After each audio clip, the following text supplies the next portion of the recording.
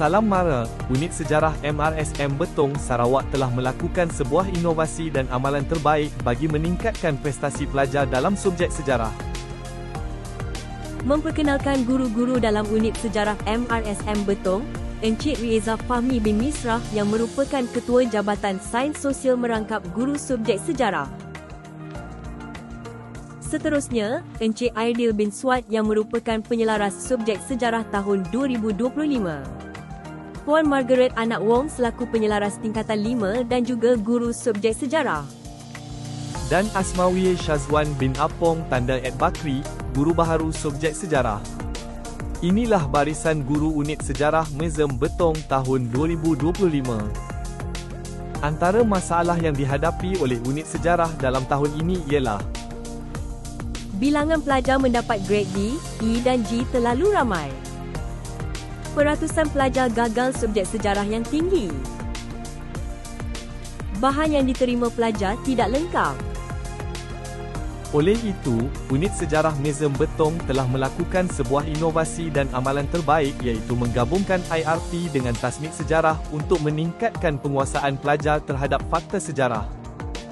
IRP sejarah ialah Intensive Revision Program yang merupakan nota pendek mengandungi fakta, huraian dan contoh bagi sesuatu topik. Tasmik sejarah pula merupakan amalan hafalan fakta sejarah yang dilakukan oleh guru di mana sahaja. Oleh itu, IRP sejarah telah digabungkan dengan tasmik sejarah. Unit sejarah MRSM Betong telah menghasilkan IRP sejarah yang ringkas dan pengujian menggunakan konsep tasmik di mana sahaja. Golongan sasar bagi amalan terbaik ini ialah pelajar-pelajar tingkatan 5 MRSM Betong 2025 iaitu Batch Majestic.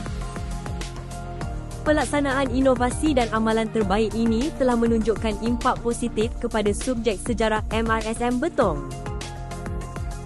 Antaranya ialah purata grade meningkat, peratusan pelajar gagal menurun dan bilangan pelajar mendapat grade D, E dan G turut berkurang. Purata grade subjek sejarah meningkat bermula 6.4474 pada semester 2025 kepada 6.2330 pada semester 1 2025 dan 5.1250 pada SPMRSM yang lalu. Kemudian, peratusan pelajar gagal sejarah juga menunjukkan penurunan iaitu seramai 22 orang gagal pada semester 2 2024 yang membawa 19.3%.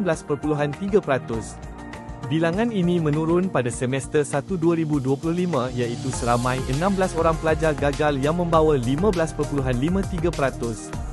Akhir sekali bilangan ini menurun lagi pada SPMRSM iaitu 3.85% yang mewakili 4 orang bilangan pelajar gagal sejarah. Ini menunjukkan satu penurunan yang sangat drastik. Bukan itu sahaja, bilangan pelajar yang mendapat grade D, E dan G turut berkurang.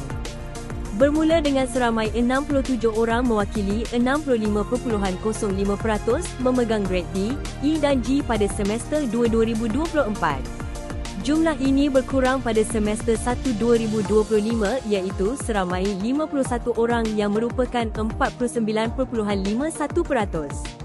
Dan akhirnya pada SPMRSM seramai 25 orang pelajar mendapat grade D, E dan G iaitu 24.28%.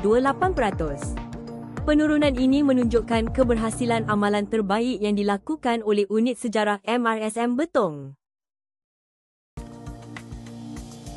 Antara penambahbaikan yang akan dilakukan oleh unit sejarah MRSM Betong ialah menerusi dua indikator, iaitu bab dan KBAT. Bagi penambahbaikan yang pertama, unit sejarah MRSM Betong akan melengkapkan bab yang belum ada dalam bahan yang diberikan. Seterusnya, unit sejarah MRSM Betong akan menambah elemen KBAT dalam modul yang sedia ada dengan mengambil contoh modul Speed Reading Unit 5.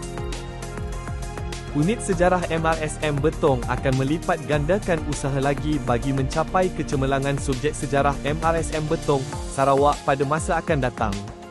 Sekian, terima kasih dan jumpa lagi. Bye.